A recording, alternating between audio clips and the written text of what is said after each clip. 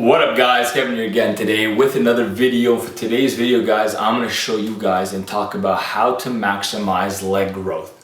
Now at the same time, I'm also going to put a couple clips here that I recorded yesterday in the gym because I'm actually getting back into the gym.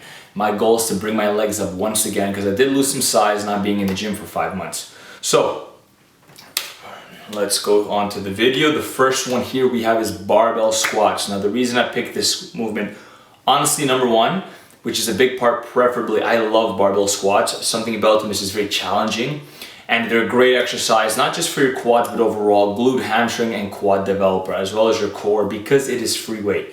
So you'll notice here I said 3 times 6 and powerful. Reason I'm doing this is because one, I want to lift the most amount of weight at the beginning while my legs are fresh.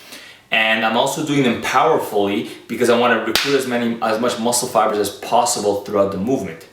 What this actually does is it sets me up for my next movement, which is more of a hypertrophy movement, meaning that I'm actually focusing on the tension of the muscle. But because I went so heavy, what it's going to help me do, it's going to actually allow me to use more weight following the principles of hypertrophy, meaning time under tension. So if you'll notice here, this is the hack squat we have at my gym. And I'm doing full range. If you notice, my ass is almost touching my heel. The reason you are doing this is to get a complete stretch on your rectus femoris, which is the big quadricep muscle. Okay, the bigger the stretch you get on your quad, the more damage you'll do to it, therefore the more leg growth you will get. Okay, so here is more tempo, there's more time under tension. You're doing 4 sets of 10 to 12 reps, and we progressively overload throughout the upcoming weeks. Now what I do, the reason I start with quads is I actually have 2 leg days, and this was my leg or quad dominant day. And you'll see after is that I throw in 2 other hamstring movements, but it's much lighter. I also reverse this on Saturdays, my hamstring dominant day, where I will start with hamstring movements heavy and finish with a lighter or higher volume leg movement. So as you can see here guys, I'm moving on to the reverse hamstring curl. If your gym has this, it's an amazing exercise. It helps get that hamstring in a lengthened position. So basically all I'm doing here is for example, I'm exploding up, and then as I explode up, I'm squeezing a little bit, and the big goal here is to stretch your hamstrings. It's about a 5-second stretch. You're really damaging those hamstrings on the eccentric or that lengthened position. And this really helps damage the muscle as much as possible, which is gonna obviously allow more hypertrophy or more growth to the muscle. So I choose this as my first exercise because it is harder. It is what we call a lengthening exercise, where you're only focusing on the lengthened part of the movement. Now guys, following this, I pick the exact opposite, an exercise where we're focused on the shortened position or the concentric, and I picked here the standing leg curl. Now the one that we have here is pretty nice because you can kind of lean forward, as you notice here. The goal here is that I'm driving my foot up, and my hip, I'm kind of thinking of it pushing backwards, if that makes sense. Because one of the functions of the hamstrings is hip extension as well as knee flexion.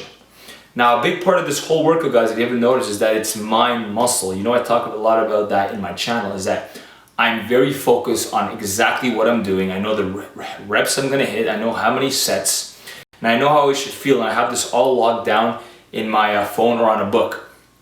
Now anyways guys, the video is over.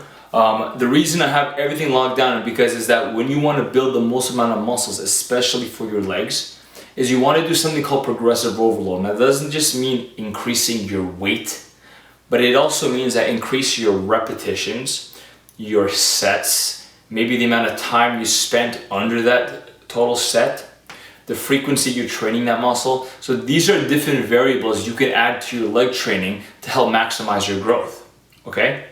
Now, what I'm going to do is throughout the next couple of weeks, I'm going to post a couple of these workout videos alongside with my regular ones, just to kind of show my update and just to kind of keep things going. And if you guys want to follow along, make sure to subscribe. Check out my Instagram as well. I'll put the link right here.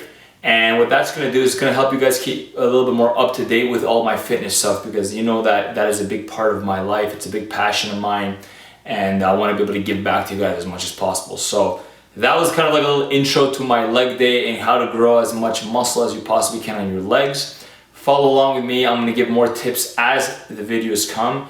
And other than that guys, have an amazing day. Stay tuned till next time and take care. Peace.